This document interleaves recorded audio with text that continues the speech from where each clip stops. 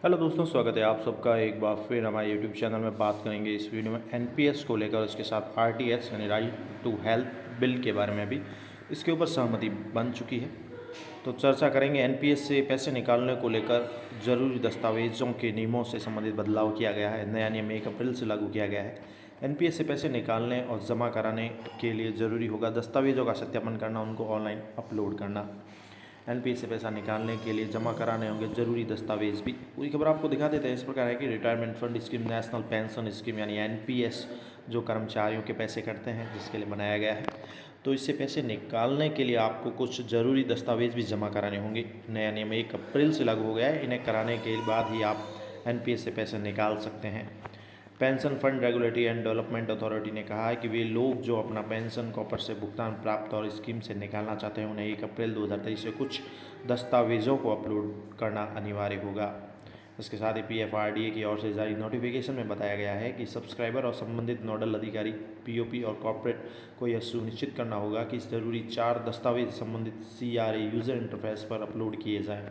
तो 4 दस्तावेज मांगे जा रहे हैं। अगर आप अपना पैसा निकालना चाहते हैं तो आपको 4 दस्तावेज जो भी है वेबसाइट पर एनपीएस में सीआरए यूज़र इंटरफेस पर अपलोड करने होंगे। साथ ही जांचना होगा कि जो भी दस्तावेज अपलोड किए गए हैं उनका प्रिंट क्लियर हो, साफ हो, ताकि जो भी आगे अधिकारी है अच्छे से चेक कर सके और क्लियर साफ सुथरे होने चाहिए। पीएफआरडीए की ओर से ये नए नियम लागू होने के बाद इस स्कीम से बाहर निकलने वाले लोगों के लिए एन्युटी भुगतान जो भी है तेज और आसान हो जाएगा। Pension fund and regulatory development authority यानी पीएफआरडीए की ओर से जनवरी 2023 में आंशिक निकासी से जुड़े नियम बदले गए थे।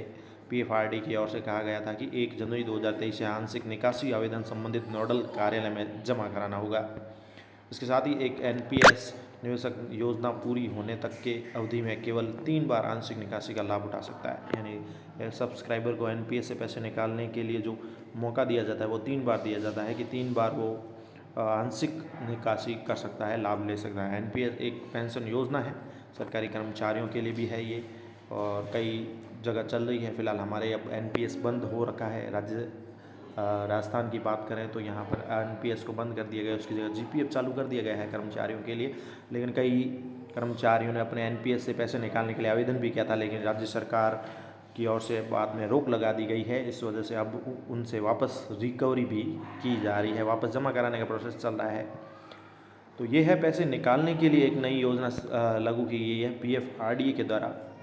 इसमें आप रिटायरमेंट के लिए फंड जमा भी करते हैं। इसमें निवेश करने पर इनकम टैक्स की दर 80 के दर 1,50,000 रुपये की छूट और 80 सीसीडी के दर 50,000 रुपये की अतिरिक्त छूट भी मिलती है।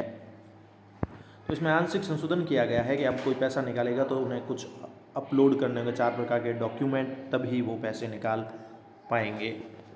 इसके साथ ही बात करें तो आरटीएच बिल को लेकर जो सहमति बनी है और इसमें क्या क्या मुख्य बातों का ध्यान रखा गया है, उसी को लेकर चर्चा करें। तो जिन बिंदुओं पर समझौता हुआ है उसकी बात करें तो 50 बिस्तरों से कम वाले निजी मल्टी स्पेशलिस्ट अस्पतालों को आरटीएच से बाहर कर दिया गया है।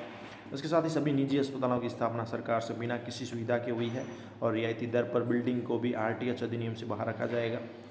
ये अस्पताल आरटीएच के दायरे में आएंगे, जिनमें निजी मेडिकल कॉलेज है, अस्पताल पीपीपी मोड पर बनने वाले अस्पताल है दायरे में।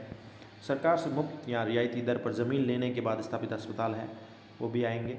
अस्पताल ट्रस्टों द्वारा चलाए जाते हैं, भूमि और बिल्डिंग के रूप में सरकार द्वारा वित्त पोषित है, वो आएंगे। राजस्थान के विभिन्न स्थानों पर बने अस्पतालों को कोटा मॉडल के आधार पर नियमित करने पर विचार किया जाएगा। आंदोलन के दौरान दर्ज किए गए पुलिस केस, अन्य मामले वापस लिए जाएंगे। इसके साथ ही अस्पतालों के लिए लाइसेंस और अन्य स्वीकृतियों के लिए सिंगल विंडो सिस्टम होगा। फायर एनओसी हर 5 साल में रिन्यू होगी।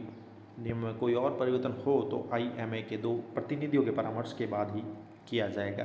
तो ये आरटीएच को लेकर भी सहमति बनी है आपसी डॉक्टरों में और राज्य सरकार के बीच में। उसी को लेकर जो है समझौता हुआ है। आरटीएच राजस्थान राज्य पहला बन गया है जिसने आरटीएच यानी राइट टू हेल्थ बिल लागू किया है पूरे देश में। राजस्थान पहला राज्य है।